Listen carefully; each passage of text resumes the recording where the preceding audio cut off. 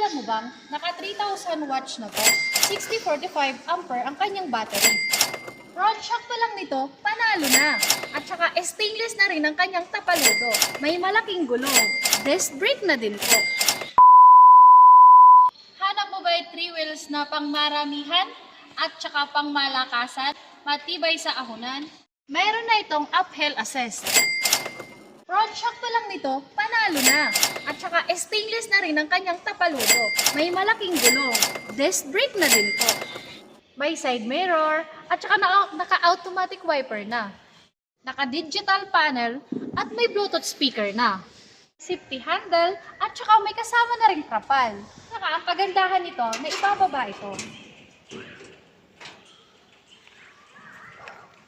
Ayan, tubak na ang kanyang upuan. May compartment din sa ilalim nito.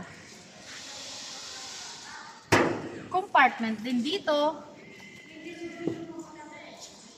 At dito. Sobrang solid talaga kasi bakal na ang bubong nito.